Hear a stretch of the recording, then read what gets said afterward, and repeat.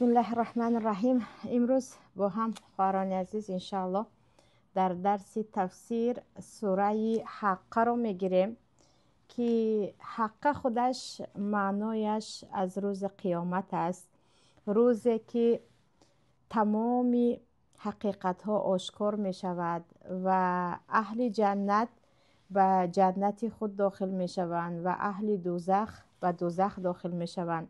از اینکه آن روز خواه و ناخواه خواهد آمد و آن روز حق است و تمام عملهایی که ما انجام دادیم در آن روز به حقیقت عملهای خود نگاه کرده پاداش خود را میگیریم.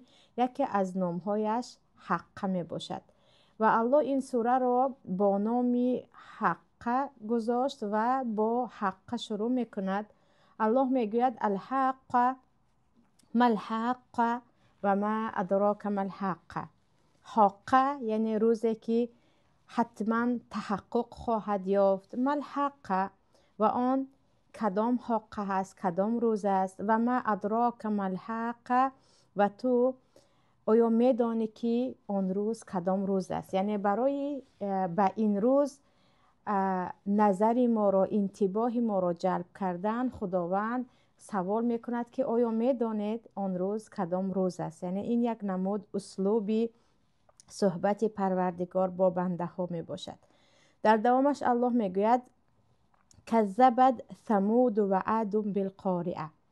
همان قوم ثمود که به نزد آنها پیامبر صالح آمده بود و قوم عاد که به نزد آنها پیامبر هود آمده بود روز قیامت را تکذیب کردند، دروغ شماریدند.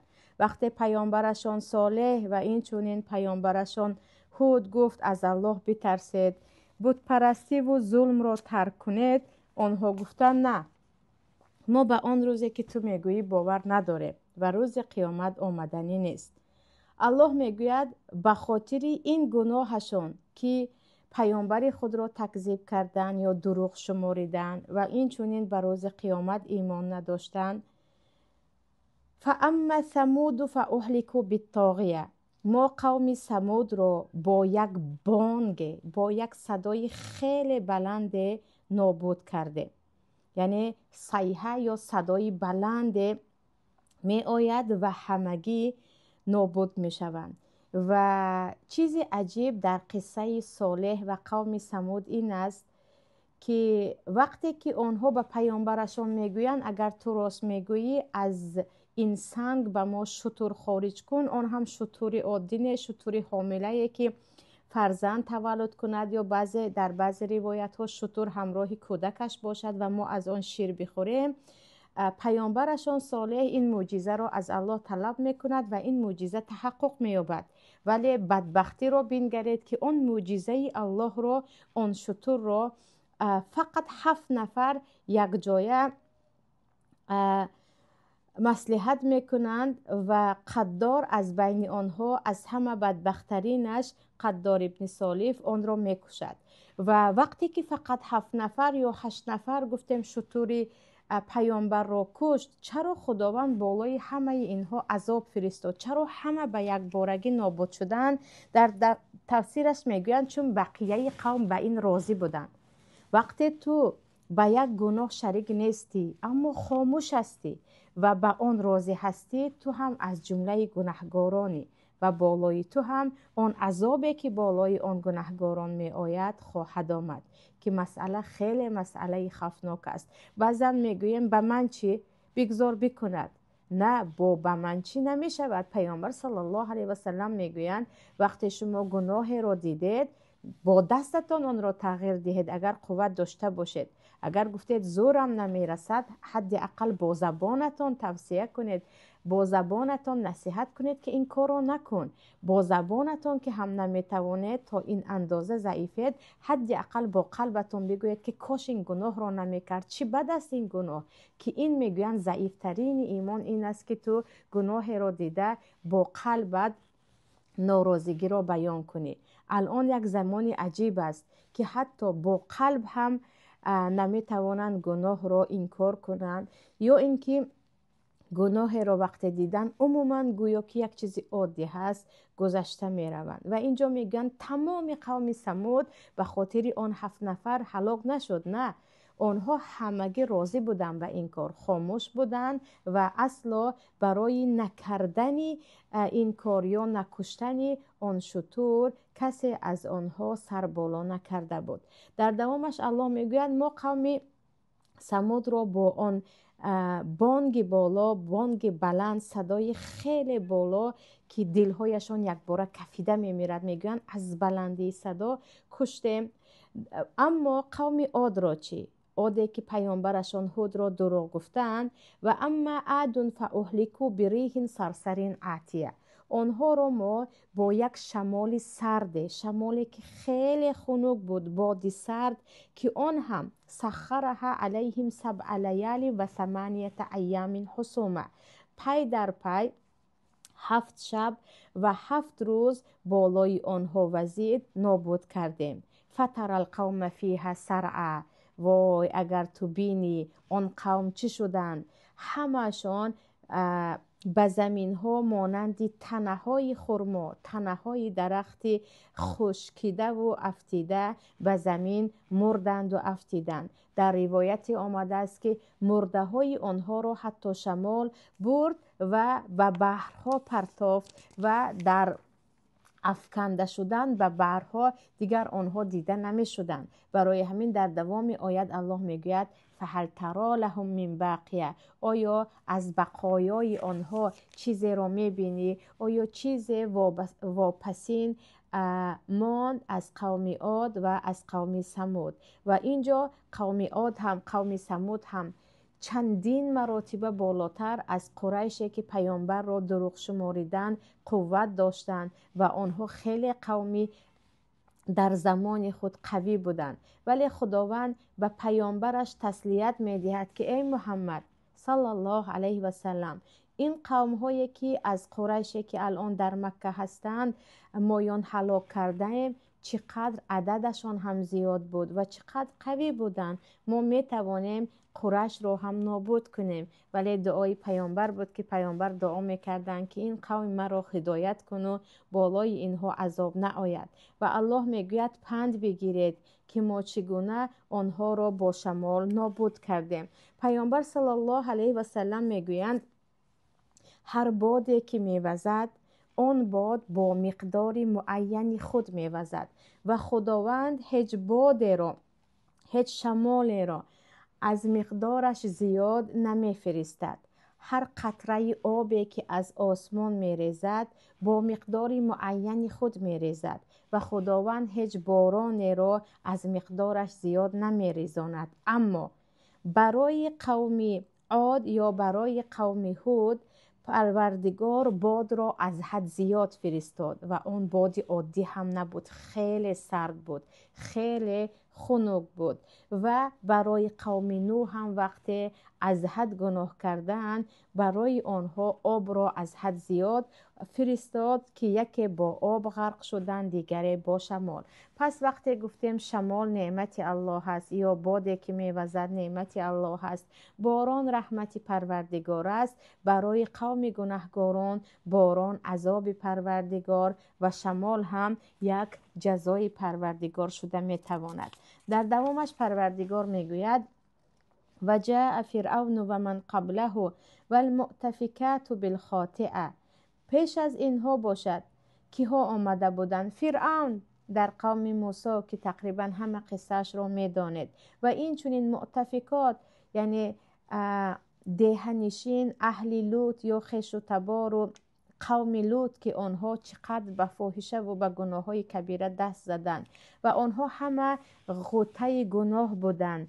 فعصوا رسول ربهم فاخذهم اخذة رابیه و آنها همان گونه‌ای که الان تو را ای پیامبر دروغ می شمارند و تو را قبول ندارند، قوم فرعون هم و قوم و مؤتفکات هم پیامبر خود را قبول نکردند و ما آنها را خیلی با یک عذاب سخت و دردناک گرفتیم و نابود کردیم. در دوامش الله ما را خاطر رسان میکند که ای مؤمنان، شما از قوم نوح هستید که الله آنها را در کشتی نوح از عذاب نجات داده بود. الله میگوید این لما طغى الماء حملناكم فی الجاریه لنجعلها لكم تذکرة و تعیها اذن واعیه. وقتی که آب از مقدارش گذشت در زمان نوح، وقتی قوم نوح به آن 300 و چند سال دعوت پیامبر خود سر فرو نمی آورند و خیلی مقدار کمی اسلام می آورند، دیگر بلای الله می آید. چگونه که پیشتر گفتیم دعای حضرت نوح اجابت می شود. خانه ها در بعض روایت ها حتی کوههای پایان غرق می شوند. الله می گوید لیکن مؤمنان را مایان در بالای کشتی نجات دادیم تا اینکه نجات یافتن مؤمنان برای شما ای مؤمنان پند باشد و تعیها اذن واعیه و گوشهای پند گیرنده، گوشهایی که فقط نمیشنوند، بعد از شنیدن از شنیده های خود پند میگیرند، درس بگیرند. یعنی الله میگوید ای مؤمنان، وقتی خداوند کافران را نابود کرد و مؤمنان را در آن احوال سنگین که تمام زمین تقریبا غرق شد نجات داد، قادر است که شما را هم نجات دهد. شما پند بگیرید از نجات یافتن مؤمنان و هر قصه را از قصه پیامبران میشنوید فقط شنیده نگذارید، از آن شنیده ها به قلب خود به عقل خود تذکره و پندهای را هم جای کنید. و اذن واعیه همان گوش‌هایی هست که فقط شنیده نمیگذارد، میشنود، درک میکند، از شنیده ها پندو برای زندگی خود عمل کرد میگیرد. در دوامش الله می آید بر روز قیامت و میگوید فاذا نفخ فی الصور نفخة واحده و حملت الارض والجبال فدکتا دکة واحده. و هرگاهی که در مقدمه قیامت سور یکم کشیده شود، که ما میدانیم که در درس عقیده گفته گذاشتیم 2 سور کشیده می شود. یکی وقتی کشیده می شود همه می میرند و جز پروردگار. دویم بار وقتی کشیده می شود همه زنده می شوند. الله می گوید وقتی یکمین بار سور کشیده می شود زمین با آن همه بزرگی و کوه‌ها با آن همه استواری به یک لرزش سخت می درآیند، می لرزند و کوه‌ها از جای خود کنده می شوند و زمین با آن همه 7 طبقه در روایت 1 طبق می شود، در روایت پاره می شود.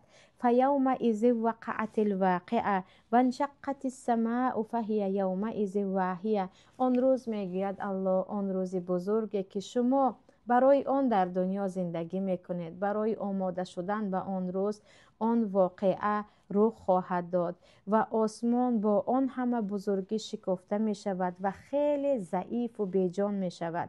و الملک علی ارجائها، آن همه فرشتگانی که مکان زندگی فرشته ها اساساً در آسمان است، جای زیست آنها طبقه آسمان ها هست که پیامبر صلی الله علیه و سلم در حدیث خود میگویند شب معراج یک مقدار کوچکه، یعنی حتی یک وجب از جای خالی در آسمان ها نبود، همه جا رو فرشته ها پر کرده بودند. وقتی آسمان پاره می شود فرشته ها در اطراف آسمان جمع می شوند و یحمل عرش ربک فوقهم یومئذ ثمانیه. و آن روز عرش پروردگارت را، آن بالاترین بزرگترین مخلوق در زمین را فرشته ها آن هم 8 نفر بالا می کنند. در دوامش الله می گوید یومئذ تعرضون لا تخفی منکم خافیه. آن روز شما در پیشگاه پروردگار خود خواهید ایستاد. لا تخفی منکم خافیه، هیچ عملی سری، هیچ یک کاری که شما در خفا در پنهانی انجام دادید آن روز نه از خود شما نه از پروردگارتان پنهان نمیماند. تمام عملهای کرده خود را آن روز میبینید و خداوند هم از تمام عمل کرده های شما با خبر است. هر انسانی که در این دنیا به هر کار دست میزند باید به خاطر بیاورد که روز قیامت او و پروردگارش راست به راست با در پیشگاه پروردگار خود خواهد ایستاد. و پیامبر صلی الله علیه و سلم میگویند در روز قیامت شما 3 بار در پیشگاه پروردگار سوال و جواب خواهید کرد. یک بار شما حتی جدال میکنید که این رو کردم اون رو نکردم، یک بار دیگر فقط معذرت میخواهید، یک بار دیگرش باشد یا به دست راست یا به دست چپ نامه اعمال شما داده می شود تا خود شاهد باشد و آن هم به شما شهادت می دهد. در دوامش الله می گوید فاما من اوتی کتابه بیمینی فیقول ها اقرؤوا کتابیه اینی ظننت انی ملاق حسابیه فهو فی عیشة راضیه فی جنت عالیه اللهم اجعلنا منهم. خدایا ما را از زمره این گروه کند که خداوند میگوید اما آنهایی که نامه اعمال آنها، کتاب عمل آنها از دست راستشان داده می شود، از خرسندی فریاد میکنند که بیایید بخوانید انا این کتاب من است. اینی ظننت انی ملاق حسابیه من یقین داشتم که من در این روز در روز قیامت حساب و کتاب خواهم شد. من یقین داشتم که این روز می رسد، من باور داشتم که این روز می آید و من برابر کرده های خود از پروردگار خود مکافات میگیرم. فهو فی عیشة راضیه و او در زندگی خواهد دوام داد که از آن زندگی خیلی راضی است. فی جنت عالیه در جنت های بالا مقام قطوفها دانیه میوه هایش به او نزدیک هستند. کلوا واشربوا هنیئا بما اسلفتم فی الایام الخالیه بخورید بنوشید گوارایتان باد، نوش جانتان باد. این همه نعمت ها برای شما بما اسلفتم فی الایام الخالیه پاداش آن عمل های هست که در دنیا انجام دادید. ایام الخالیه گفته الله دنیا را میگوید. از این آیت ها دلیل میگیرید که جنت آره به فضل پروردگار است، اما سزای عمل های شما هم هست، چون اینجا میگویند بخورید و بنوشید گوارایتان باد بر عوض عملهایی که انجام دادید. اینجا امام قرطبی روایت را میآورند که به مؤمن نامه اعمالش داده می شود و او میبیند که گناه ها هم دارد، کارهای ثواب هم دارد. سپس در آخر وقتی خوانده کتابهایش را می آید، در آخر گفته می شود که بنده ام همه گناه هایی که اینجا هست من بخشیدم، عملهای ثوابت را باشد چند بر زیادی کردم. در این وقت مؤمن فریاد میزند، داد میزند که های مردم بیایید کتاب مرا خوانید، من یقین داشتم که این روز می آید. در دوامش الله میگوید و اما من اوتی کتابه بشماله فیقول یا لیتنی لم اوت کتابیه ولم ادر ما حسابیه یا لیتها کانت القاضیه ما اغنی عنی مالیه هلک عنی سلطانیه.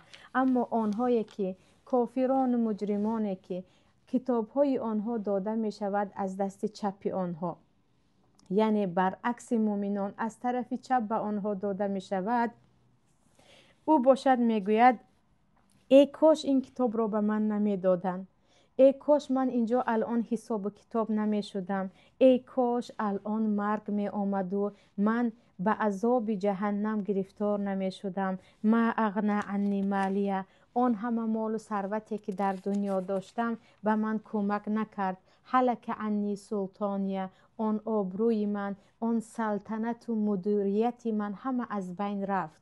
یعنی آنهایی که از دست چپ کتابشان داده می شود آرزو می کنند که الان مرگ آید و یک بار نابود شوند، ولی اینجا عدل پروردگار است، قضاوت آن علیم الحکیم الجبار است که خداوند میگه خذوه فغلوا بگیرید این را و دستهایش را ببندید و دستهایش را به گردن ببندید. ثم الجحیم صلوا سپس او را کشاله کنان به داخل جحیم دوزخ ببرید، یکی از دروازه های دوزخ. ثم فی سلسله ذرعها 70 ذراعا فاسلکوه سپس او را در آن زنجیری که 70 ذراع می باشد که بعضی از علما میگویند 70 ذراع اگر به کوه بسته شود کوه را به زمین میکشاند. با آن زنجیر او را زنجیر بند کنید، دستای او را به گردن ببندید، سپس با زنجیر او را زنجیر بند کنید. چرا؟ انه کان لا یؤمن بالله العظیم. آخر این ایمان نداشت به الله بزرگ، به صفاتهای پروردگارش، به روز قیامت، به جنت و دوزخ. این به الله ایمان نداشت. ولا یحض علی طعام المسکین. به ایمانیش کم نبود که بخیل هم بود. اصلا برای محتاج را طعام دادن، برای به فقیر و کمبغل کمک کردن کسی را، نه خود را نه دیگری را تشویق نمیکرد.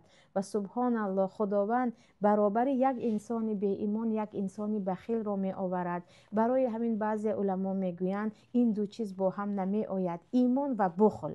ایمان و بخیلی در یک انسان نمی شود. کسی که بخیل است او ایمان کامل ندارد، کسی که ایمان کامل دارد او بخیل نیست. و خداوند اینجا چی میگوید؟ هم ایمان نداشت و هم بخیل بود. فلیس له الیوم هاهنا حمیم. انا امروز یگان دلسوز نداری. حمیم دلسوز و مهربان است. این در دنیا داشتی آنهایی که در اطرافت به خاطر پولت، به خاطر کرسیت، به خاطر چیزی دیگرت مثل پروانه بیمار شدی دیدن می آمدن، توی کرده تهنیت گفتن می آمدن، در مصیبت هایت شریک بودن. اما امروز در پیشگاه پروردگار هیچ حمیم و دلسوز نداری. ولا طعام الا من غسلین. و یگان خوراک نداری بجز چرک و فسادی که از بدن دوزخیان ریخته می آید. لا یأکله الا الخاطئون. نمی خورند آن را مگر انسان‌های گناهکار. در دوامش الله میگوید فلا اقسم بما تبصرون و ما لا تبصرون انه لقول رسول کریم. من قسم میخورم به هر چیزی که شما میبینید ای انسان ها و هر چیزی که شما نمیبینید از مخلوقات من، از فرشته و از جن ها. مخلوقات های زیاد پروردگار است که ما دیده نمیتوانیم. انه لقول رسول کریم. این قرآن سخنی بافته نیست، این سخنی پیامبر کریم است. از طرف جبرائیل آمد به پیامبر. و ما هو بقول شاعر قلیلا ما تؤمنون. این سخن یگان شاعر نیست. قرآن به شعر مانندی ندارد. چرا اینقدر کم ایمان می آورید؟ ولا بقول کاهن قلیلا ما تذکرون. و این سخن یگان جادوگر و فالبین نیست. چرا اینقدر کم از این پند میگیرند؟ تنزیل من رب العالمین. قرآن از طرف پروردگار نازل شده است.